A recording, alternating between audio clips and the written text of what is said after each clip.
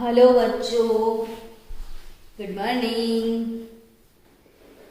चाय पी के वापिस हम आ गए हैं पी ब्लॉक को कंटिन्यू करने। आज आपको पता है किसके बारे में पढ़ना है? तो the one and only carbon. भाई कार्बन, उसके कंपाउंड तो पढ़ लिए ना कल, कार्बन मोनोऑक्साइड, कार्बन डाइऑक्साइड। तो फिर आज क्या सिखाओगे मैडम? ऐसा बहुत बच्चे सोच रहे होंगे। तो बच्चों, आज हम आपको सिखाने वाले हैं एलोट्रॉप्स। क्या सिखाएंगे? Allotropes of carbon. Allotropes of carbon यानी सबसे पहले हमारे शरारती बच्चे क्लास में बहुत है, वो ऐसे मन में बड़बड़ाने लगे होंगे कि ये एलोट्रॉप्स क्या होते हैं मैडम, है ना? मुझे पता चल गया बच्चों की टेंडेंसी की बार बार क्वेश्चन करने की आदत मैंने आपको डाल ही दी है। ये एलोट्रॉप्स क्या होते हैं तो इसकी डेफिनेशन लिख दो, क्योंकि अब से हमको बहुत सारे ऐसे एलिमेंट हैं जिसके एलोट्रॉप्स पढ़ने हैं। So the phenomena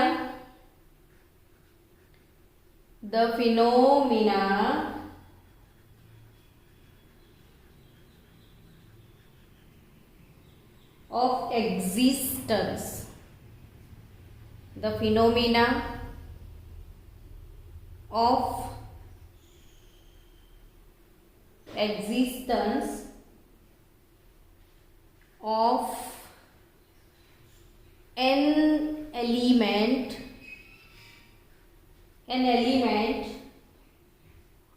in two or more forms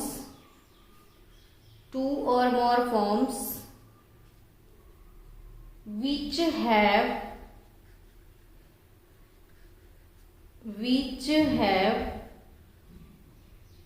different physical properties,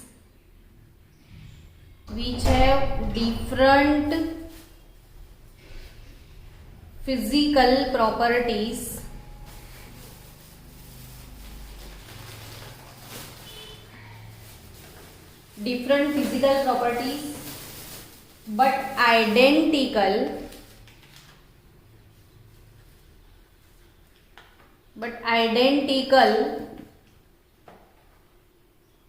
chemical properties. Different physical properties but identical chemical properties is called allotropy.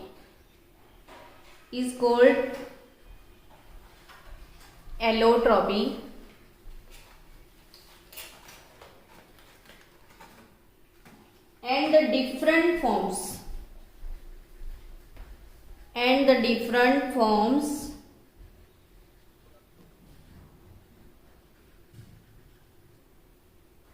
are called allotropes. बच्चों, ये तो मैं ऐसे ही बोल देती तो भी आप समझ जाते, लेकिन मैंने लिख दिया ताकि आप भी लिख लो अपने नोटबुक में अच्छे से, सो आपको हमेशा ये चीज काम में आए कि the phenomena of existence of an element in two और मोर फॉर्म्स। जैसे आपको पता है कि कार्बन तो डायमंड फॉर्म में अवेलेबल है, कार्बन ग्रेफाइट फॉर्म में भी अवेलेबल है, कार्बन फुलरिन्स फॉर्म में भी अवेलेबल है। यानी diamond, graphite, fullerenes are allotropes of carbon. समझ रहे हो? They are allotropes of carbon. यानी कार्बन जो है इसका more than one forms available है। और दूसरी चीज ये बच्चे फोकस नहीं करते, इसलिए मैंने लिखा कि which have different physical properties. But identical chemical properties. ये चीज आप पक्के से याद रखना कि उनके फिजिकल प्रॉपर्टीज डिफरेंट हो सकते हैं बट केमिकल प्रॉपर्टीज सेम होंगे। This is called allotropy and the different forms are called allotropes. So बच्चों, कार्बन की बात की जाए तो carbon exist in two allotropical form. Carbon exist in two allotropic forms, और वो टू एलोट्रॉपिक फॉर्म्स कौन से है इसके? सो वन इज क्रिस्टलाइन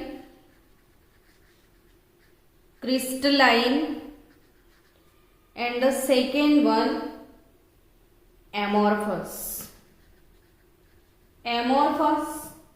और क्रिस्टलाइन वर्ड मैंने 3-4 बार आपको एक्सप्लेन किया है कि प्लास्टिक जो है वो amorphous, glass amorphous, rubber amorphous, would amorphous, लेकिन सॉल्ट क्रिस्टलाइन, शुगर क्रिस्टलाइन, सारी जितनी भी मेटल्स है, ऑल मेटल्स आर क्रिस्टलाइन। समझ रहे हो बच्चों? यानी सॉल्ट एकदम दरदरा होता है, स्मूदी, सीमेंट को टच करोगे तो वो स्मूथ है तो वो अमोर्फस है, और सॉल्ट को टच करोगे तो वो दरदरा है, वो क्रिस्टलाइन है। तो carbon generally 2 different allotropic form में अवेलेबल है, और वो फॉर्म्स को मैंने डिवाइड किया है कि वन टाइप ऑफ उसके एलोट्रॉप क्रिस्टलाइन है और वन टाइप ऑफ उसके एलोट्रॉप अमोर्फस भी है। इसमें से हमें आज सीखना है crystalline allotropic form of carbon. तो हमें क्रिस्टलाइन फॉर्म सीखने हैं, और उसके क्रिस्टलाइन जो एलोट्रॉप्स है वो है डायमंड, दूसरा है ग्रेफाइट,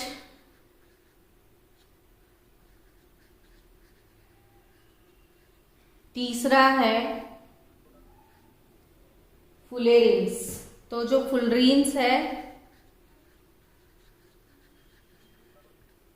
डायमंड, ग्रेफाइट एंड फुलरिन्स, इसमें से सबसे पहले आज हम स्टार्ट करने वाले हैं डायमंड के बारे में। डायमंड किसने वर्ड सुना नहीं होगा? Very precious. रियल डायमंड तो कितने महंगे होते हैं, है ना? कार्बन बहुत महंगा है कोई इसका एमोर्फस फॉर्म इतना सस्ता भी है, और ये क्रिस्टलाइन फॉर्म जो है वो महंगा भी है। डायमंड की बात की जाए तो it occurs in nature. Real diamond जिसको बोलते हैं वो नेचुरली अकरिंग सब्सटेंस है। So diamond occurs in nature, यानी कुदरत खुद डायमंड देता है ना? It can also be prepared artificially. समझ गए आप? अमेरिकन डायमंड वर्ड सुना है ना? तो American diamond that is artificial diamond. तो आर्टिफिशियली भी डायमंड प्रिपेयर कर सकते हैं। तो it can also be prepared artificially, but because of the high cost and poor quality, diamonds are seldom made artificially. अगर वो रियल होगा ना तो वो बहुत महंगा होता है। मैंने पहले ही बोला कि इट इज वेरी कॉस्टली, और इतना महंगा अगर कोई एफर्ट नहीं कर पाए तो हम आर्टिफिशियल भी डायमंड बना सकते हैं। डायमंड के स्ट्रक्चर की बात करें तो इसमें हाइब्रिडाइजेशन कौन सा है? हमें तो chemistry point of view focus करना है। ये महंगा है, सस्ता है, इससे हमें कोई लेना देना नहीं है। हाइब्रिडाइजेशन, तो हाइब्रिडाइजेशन डायमंड में कार्बन का होता है sp3। रोज मैं कोई भी लेक्चर में ये हाइब्रिडाइजेशन तो लेके आती हूँ और फिर लास्ट में बच्चों को ऐसा बोले कि हाइब्रिडाइजेशन आता है कि नहीं और बच्चे बोले नहीं पता, तो कितना बुरा लगे। सो बच्चों, हाइब्रिडाइजेशन कार्बन का अगर sp3 है तो ऑब्वियसली आप समझ सकते हो कि sp3 हाइब्रिडाइजेशन है, तो हमेशा याद रखो शेप टेट्राहेड्रल होगा। मैंने आज मॉर्निंग सेशन में भी बोला था sp3 हाइब्रिडाइजेशन है तो शेप कौन सा होगा, टेट्राहेड्रल, यानी एक कार्बन दूसरे 4 कार्बन के साथ कनेक्टेड होगा। अगर ये sp3 हाइब्रिड कार्बन है तो वो और 4 कार्बन के साथ कनेक्ट होगा, यानी ये चीज आपको यहां पे पक्के से याद रखना है उसका hybridisation. So in diamond carbon is sp3 hybridized and each carbon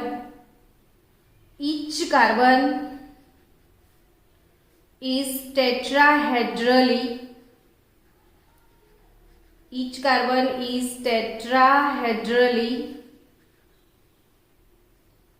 linked to 4 neighboring carbon। 4 neighbouring carbon, ये चीज आप मत भूलना।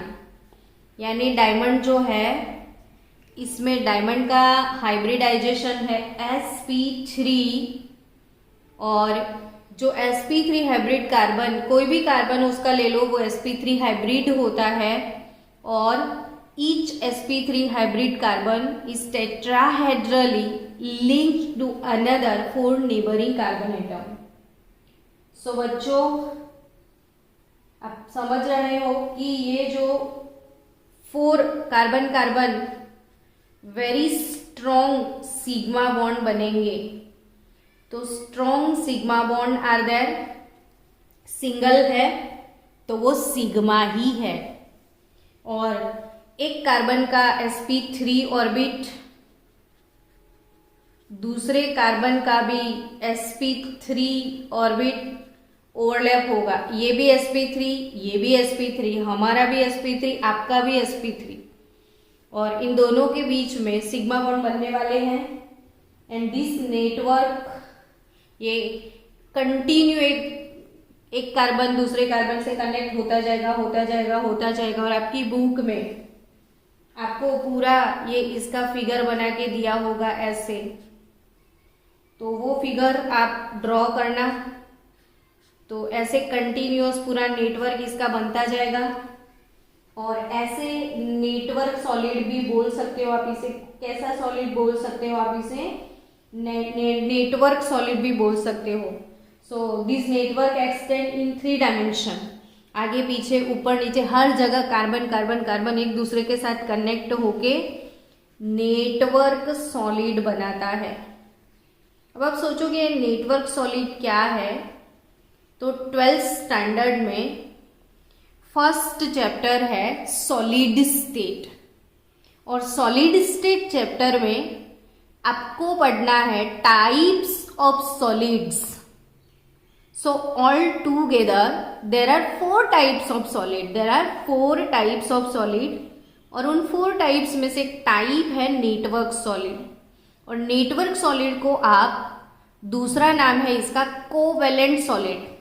तो ये कोवेलेंट सॉलिड भी बोल सकते हो, या इसे आप नेटवर्क सॉलिड भी बोल सकते हो। इसकी प्रॉपर्टी की बात करें तो सबसे पहले मैं बात करूंगी प्रॉपर्टीज में प्योरिटी की। प्योरिटी देखा जाए तो diamond is the purest form of carbon. Diamond is the purest form of carbon. समझ गए? चलो सेकेंड थिंग, मैं आपको बताऊंगी बॉन्ड लेंथ। जो जो चीजें आपको याद रखनी है मैं वैसे ही फोकस करती जा रही हूं। बॉन्ड लेंथ, तो बिकॉज ऑफ sp3 हाइब्रिडाइजेशन, ये मेरे बच्चे जो है हमेशा बहुत सारी चीजें बार बार भूल जाते हैं। मैं आपको याद करवा दूं फिर से एक बार। कार्बन कार्बन सिंगल बॉन्ड होगा तो 154 पिकोमीटर का होगा। कार्बन कार्बन डबल बॉन्ड होगा तो 134 पिकोमीटर का होता है। और carbon carbon triple bond 120 picometre का होता है। जिन बच्चों को याद नहीं है वो फिर से एक बार मेमोराइज कर लो। Carbon carbon single 154 picometer, carbon carbon double bond 134 picometer और carbon carbon triple bond 120 picometer. अब ऑब्वियसली आपको पता है कि sp3 hybridization carbon carbon single bond बन रहा है, तो मुझे कोई भी चीज समझाने की जरूरत नहीं कि इसका बॉन्ड लेंथ क्या होगा। 154 पिकोमीटर, यस। तो bond length in diamond 154 picometre. Picometre में p स्मॉल होगा, एम भी स्मॉल होगा, लेकिन जोश में मैंने होश खो दिया तो ये पिकोमीटर 154।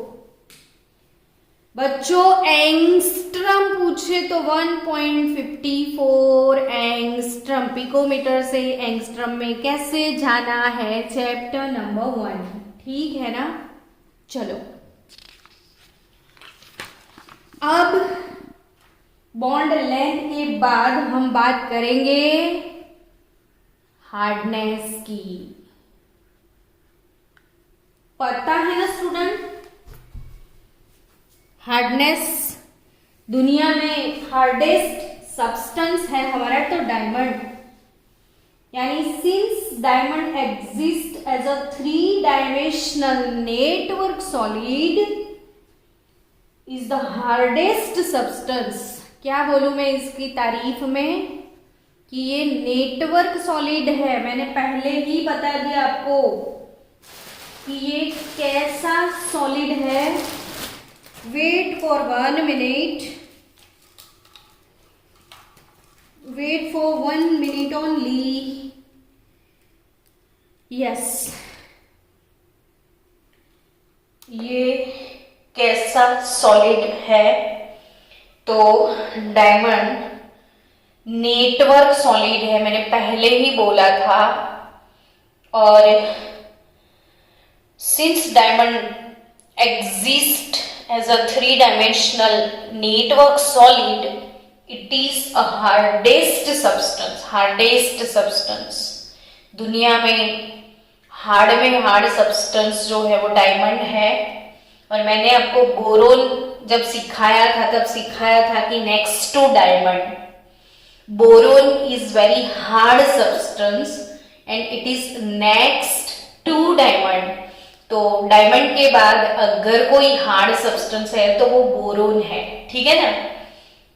चलो, तो जो हार्ड सब्सटेंस होता है तो ऑब्वियसली उसकी डेंसिटी, उसका मेल्टिंग पॉइंट हाई होता है। डेंसिटी एंड मेल्टिंग पॉइंट दोनों आप वेरी हाई बोल सकते हो।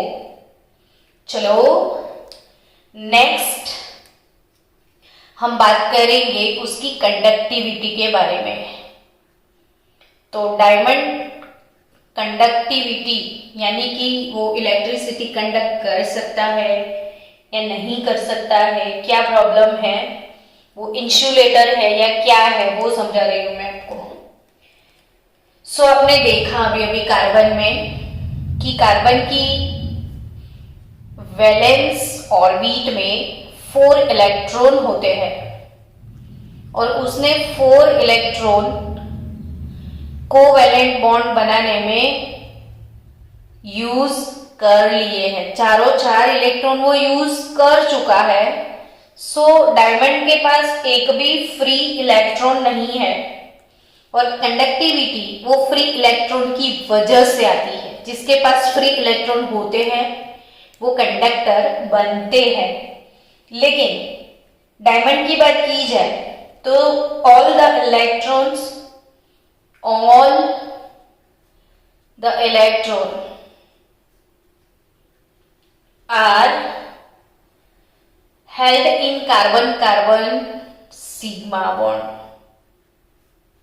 जितने भी थे सारे यूटिलाइज हो गए कार्बन कार्बन सिग्मा बॉन्ड बनाने में। सो बच्चों, there are no any free electron in a diamond crystal, so diamond is bad conductor. Done. Conductivity के बारे में क्या बोला डायमंड की तारीफ में, तो diamond is a very bad conductor of electricity. Hardness हो गया, कंडक्टिविटी हो गई। मैं डायमंड की बात करूं ट्रांसपेरेंसी के बारे में। ट्रांसपेरेंसी, तो ट्रांसपेरेंसी के बारे में, तो डायमंड ट्रांसपेरेंट होता है कि नहीं, तो because of its high refractive index, because of its high refractive index. Diamond के ऊपर जब लाइट का रे अप्लाई होता है ना, इंसिडेंट करते हैं कोई भी रे को, तो वो लाइट की रे का स्कैटरिंग करता है, लाइट रे का वो स्कैटरिंग करता है, इसलिए इतना शाइन इसमें से आता है। जैसे डायमंड, ये देखो, ये डायमंड आप दिख रहे होंगे, जैसे मूव ऑन होते हैं ना डायमंड ऐसे, तो आपको शाइन शाइन शाइन दिखते हैं, इसलिए तो इतने कॉस्टली है। तो वो शाइन क्यों करते हैं, तो इसके ऊपर जब लाइट अप्लाई होती है तो वो लाइट का स्कैटरिंग कर देते हैं, क्योंकि डायमंड एक कॉलॉइड सॉल्यूशन है। So because of its high refraction, क्या होता है तो आपको पता होगा, 10th में पढ़ा होगा, या फिजिक्स वाले सर से पूछना फिर से। So because of its high refractive index, और उसका रिफ्रैक्टिव इंडेक्स है 2.5 ईटा, रिफ्रैक्टिव इंडेक्स ईटा आपने 10th में पढ़ा होगा। तो because of high refractive index diamond can reflect and refract light. Diamond can refract and reflect, दोनों फिनोमिना इसमें होती है। तो रिफ्लेक्शन भी करता है, रिफ्लेक्शन और रिफ्रैक्शन दोनों करता है। So diamond can refract and reflect light, so therefore it's a transparent substance। तो वो ट्रांसपेरेंट है, डायमंड कैसा है, ट्रांसपेरेंट है। और डायमंड के यूज के बारे में मैं क्या बोलूँ अब आपको, यूजेस ऑफ डायमंड को ही कैसे समझाए आपको, कि बिकॉज ऑफ इट्स हार्डनेस, ये हार्ड बहुत होते हैं ना डायमंड, तो दुनिया के सबसे हार्डेस्ट सब्सटेंस है, तो अदर हार्ड सब्सटेंस की कटिंग के लिए ये यूज हो सकते हैं। सो diamond is used for cutting glass. तो ग्लास कट करने के लिए हम डायमंड यूज कर सकते हैं। Making rock drilling and for making abrasives, किसी रॉक को ड्रिल करना है तो रॉक ड्रिलिंग जो है वो डायमंड से बन सकते हैं। और दूसरी चीज मेकिंग एब्रेसिव्स, मेकिंग एब्रेसिव्स, तो एब्रेसिव क्या होते हैं, तो जो हार्ड सब्सटेंस होते हैं उसकी जो शार्पनेस बढ़ानी है तो इसके ऊपर ऐसे घिस के उसकी धार निकाल सकते हैं, या एब्रेसिव यानी घिसने वाला पत्थर घिसाई करने के लिए, अदर हार्ड सब्सटेंस को घिसने के लिए जो मटेरियल यूज होता है इसे एब्रेसिव बोल सकते हो आप। चलो डायमंड आपको फिर से मैं थोड़ा फास्ट रिवीजन करवा दूं। जो डायमंड की बात है एलोट्रॉप है डायमंड। डायमंड जो है कार्बन का क्रिस्टलाइन एलोट्रॉप है। डायमंड नेचुरली अकरिंग भी है, आर्टिफिशियली आप प्रिपेयर भी कर सकते हो। डायमंड में एक कार्बन टेट्राहाइड्रली अदर 4 कार्बन के साथ कनेक्ट होता है with sigma bond. So carbon carbon sigma bond length है 154 पिकोमीटर। टेट्राहेड्रल शेप है इसका। It is called network solid. Purity level तो it's a purest form of carbon. Bond length की बात भी मैंने बोल दी। हार्डनेस के बारे में मैं बोलूँ तो ये दुनिया का हार्डेस्ट सब्सटेंस। इसके बाद सेकेंड हार्डेस्ट बोरोन। जो हार्ड होता है उसका मेल्टिंग पॉइंट डेंसिटी बहुत ज्यादा हाई होता है। कंडक्टिविटी के बारे में बोलूँ तो इट्स अ बैड कंडक्टर और इंसुलेटर भी आप इसको बोल सकते हो, because of all the 4 electrons are held in carbon carbon sigma bond, so there are no any free electron in diamond. So diamond is a very bad conductor, poor conductor और insulator. Transparency की बात की जाए तो it's a high diamond has high refractive index which is 2.5. So diamond जो है it can reflect और refract the ray of light. So it's a transparent subject object sorry. And uses की मैं बात करूं तो हार्ड है, इसलिए ग्लास को कट करने के लिए, रॉक ड्रिलिंग के लिए और एब्रेसिव्स बनाने के लिए डायमंड को हम यूज कर सकते हैं. चलो सेकेंड एलोट्रॉप ऑफ कार्बन की बात की जाए. सेकेंड एलोट्रॉप भी आपने सुना सुनाया ही है, कुछ नया नहीं है आपके लिए. Graphite. Second allotrope of carbon graphite. अब ग्रेफाइट तो ये भी नेचर में अवेलेबल है. So it occurs in nature and can also be manufactured artificially by heating coke. Coke यानी सी. कॉक को अगर आप गर्म करोगे 3273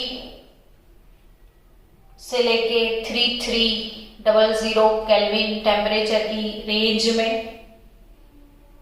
तो ये इलेक्ट्रिक फर्नेस में कॉक को आपने इतने टेम्परेचर पे गर्म कर लिया तो you will have see graphite. So ये आर्टिफिशियली प्रिपेयर कर सकते हैं कॉक को इलेक्ट्रिक फर्नेस में गर्म करके. बच्चों स्ट्रक्चर की मैं बात करूं तो ग्रेफाइट का स्ट्रक्चर मैं अभी कुछ भी ड्रॉ नहीं करने वाली, जस्ट आपको दिखाऊंगी.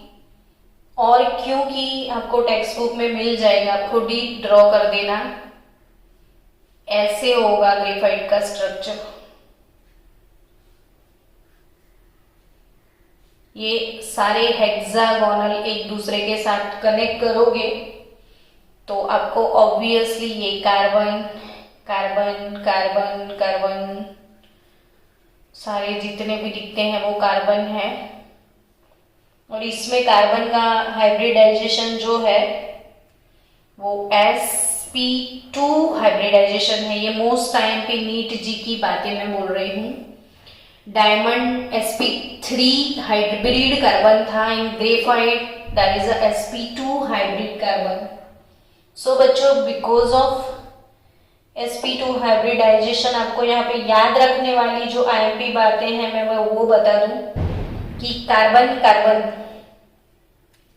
ये जो कार्बन कार्बन बॉन्ड लेंथ होता है वो आप बिना भूले ग्रेफाइट का याद रखना.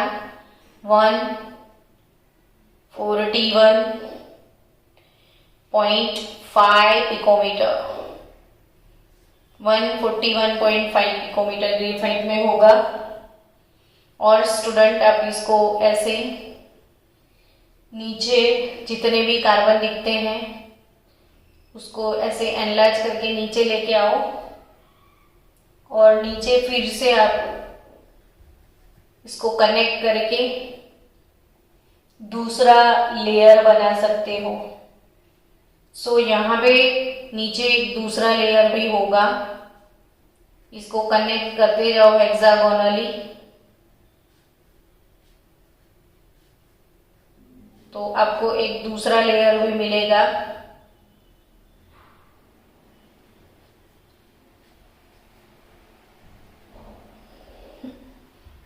मैंने बिगाड़ दिया पूरा स्ट्रक्चर, ऐसे होगा। तो इसके ये वाले फ्री, आपको एक एक बॉन्ड ये दूसरे के साथ ऐसे फ्री स्ट्रक्चर होगा। यानी आपको एक चीज ये समझनी है कि ये पहला लेयर, दूसरा लेयर, इसके नीचे जाओगे तो आपको फिर से ऐसा तीसरा लेयर बनेगा। यानी ये लेयर पे लेयर पे लेयर ऐसे होते हैं। आप प्लेइंग कार्ड्स होते हैं तो एक लेयर, फिर दूसरा लेयर, फिर तीसरा लेयर, ऐसे लेयर पे लेयर। देखो मेरे पास ये पेपर लेयर पे लेयर है। तो जैसे मैंने अभी ऐसे मूव ऑन किया ना, तो ये एक दूसरे के ऊपर खींच सकते हैं ऐसे, देखो। तो ये खींचक रहे हैं लेयर जो है वो ऐसे। तो ये मूव ऑन, इसलिए ये देखो ये लेयर पे लेयर होंगे ना तो ये एक दूसरे के ऊपर ऐसे सरकते हैं, ऐसा भी हम बोल सकते हैं। इसीलिए ये जो ग्रेफाइट है ना वो काफी सॉफ्ट है, डायमंड का बिल्कुल ऑपोजिट। ग्रेफाइट तो इनफैक्ट ग्रीजिंग के लिए यूज होता है, कहीं कोई चीज को ग्रीस करना है तो ग्रेफाइट यूज होता है। सो आपको बच्चों इंपॉर्टेंट बात ये है कि ये जो बॉन्ड लेंथ है वो 141.5 पिकोमीटर का है। और ये दो लेयर जो है लेयर, उन लेयर के बीच का जो डिस्टेंस है वो 340 पिकोमीटर है। दो लेयर के बीच का जो डिस्टेंस है वो कितने पिकोमीटर का है? 340 पिकोमीटर का है। सो द वेरियस शीट्स और layers are held together by weak van der Waals forces. इन दोनों के बीच में काफी week van der Waals forces होते हैं और due to that weak van der Waals forces वो एक दूसरे के ऊपर मूव ऑन कर सकते हैं। So the distance between any two successive layer is here 3.40 angstrom और 340 पिकोमीटर। तो week van der Waals forces है इसलिए एक दूसरे के ऊपर मूव ऑन कर सकते हैं। प्योरिटी की बात की जाए तो like diamond, graphite is also the purest form of carbon. तो it is also a purest form of carbon, ये भी प्योर फॉर्म में कंसिडर किया जाता है। सॉफ्टनेस की बात करें, डायमंड में हम हार्डनेस की बात कर रहे थे, यहां हम बात करते हैं सॉफ्टनेस की। तो ये सॉफ्टी है। Any two successive layers are held together by weak forces of attraction. So one layer can slip over the other layer. तो ये slippery होते हैं and due to that they are very soft. So softy and good lubricating agent है। तो graphites are good lubricating agent. Lubricant क्या होता है तो आपको पता है, जब आपकी विंटर के या मॉनसून के सीजन में गाड़ी के जो एक्सीलेटर ऐसे जम जाते हैं तब इसके अंदर ऑयलिंग करते हैं, इसे लुब्रिकेशन बोलते हैं। तो एज ए लुब्रिकेटिंग एजेंट ये यूज होता है। और दूसरी बात करूं मैं कंडक्टिविटी की, तो यस यहाँ पे आपको खास बात याद रखनी है कि डायमंड इंसुलेटर था। ग्रेफाइट में एक इलेक्ट्रॉन फ्री है बच्चों, sp2 हाइब्रिडाइजेशन, एक p ऑर्बिटल का इलेक्ट्रॉन फ्री है। सो मोस्ट टाइम आपका अलार्म बजा है for NEET ji.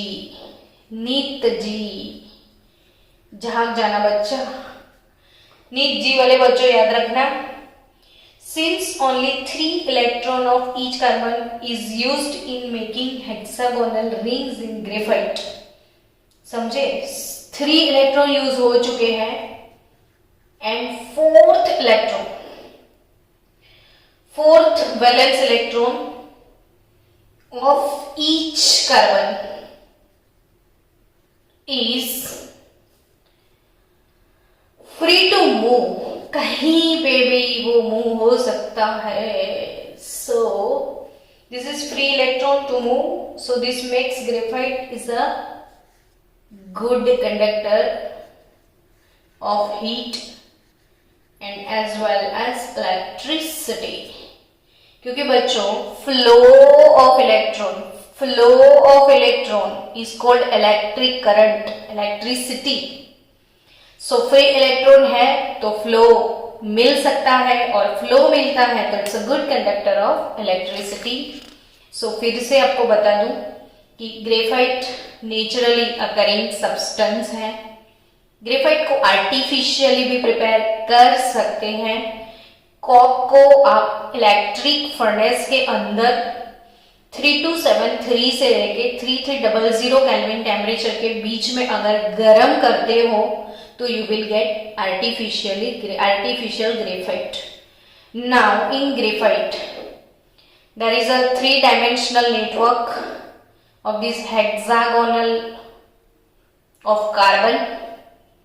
Here each carbon is sp2 hybridized carbon, और कोई भी एक कार्बन अदर 3 नेबरिंग कार्बन से कनेक्ट होता है।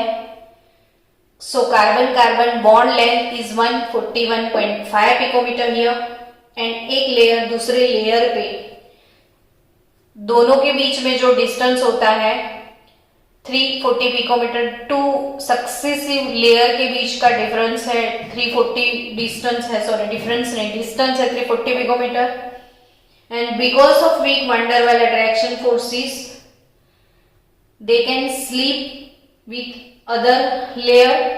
सो एक लेयर दूसरे लेयर के ऊपर से स्लिप हो सकता है, स्लिपरी है। So it's a very soft substance and it also it is used as a lubricant. Conductivity के बारे में बोले तो इसके पास सिर्फ 3 इलेक्ट्रॉन यूज होते हैं, 4th वैलेंस इलेक्ट्रॉन फ्री है, सो वो मूव कर सकता है। सो graphite is a good conductor of heat and electricity. चलो बच्चा लोग, ग्रेफाइट ट्रांसपेरेंट नहीं है, it's opaque substance and it is used as a reducing agent in steel manufacturing industry.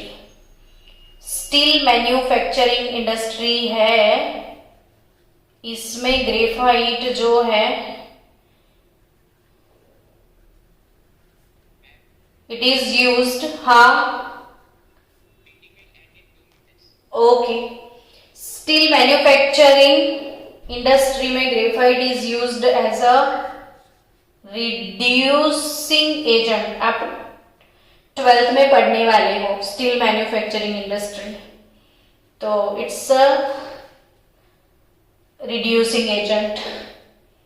So it is also used in high strength composite material. Graphite is use for making electrodes for dry cell. 12th में आप ये भी पढ़ोगे, जितने भी dry cell पढ़ने वाले हो आप, आपके घर में सिंपल सा बैटरी जो यूज नहीं करते, सेल यूज करते हो, वो सारे ड्राई सेल है। आप रिमोट में यूज करते हो, आप वॉल क्लॉक में यूज करते हो, हर जगह जहां पे आप ड्राई बैटरी यूज करते हो इसमें ग्रेफाइट यूज होता है। तो generally graphite is used in dry cell as a electrode. फिर graphite marks paper black and is therefore called black lead. जो काला प्लम्बम है, ब्लैक प्लम्बम या ब्लैक लेड इसको आप बोल सकते हो। Black lead is nothing but our graphite. और आपको पेंसिल में देखा होगा, पेंसिल देखा है ना, तो इसके अंदर जो पेंसिल के अंदर जो पॉइंट है वो ग्रेफाइट का है, जिससे आप पेपर के ऊपर लिख सकते हो। It is used in manufacturing of crucible which can withstand high temperature. आपने क्रूसिबल वर्ड पहली बार सुना होगा, लेकिन मैंने तो क्रूसिबल के साथ बहुत सारे प्रैक्टिकल्स लैब में परफॉर्म किए हैं। तो क्रूसिबल क्या होता है वो आप गूगल पे सर्च करना, ताकि आपको क्रूसिबल देखने मिलेंगे। तो क्रूसिबल्स कैसे होते हैं वो गूगल पे सर्च करना, आप देख सकते हो। क्रूसिबल बनते हैं ग्रेफाइट से, जिसमें सब्सटेंस को गर्म किया जाता है। चलो, ग्रेफाइट की बात हो गई। अब उसका थर्ड एलोट्रॉप है फुलरिंग्स। थर्ड एलोट्रॉप कौन सा है? फुलरिंग्स, जिसको हम नेक्स्ट लेक्चर में सीखेंगे।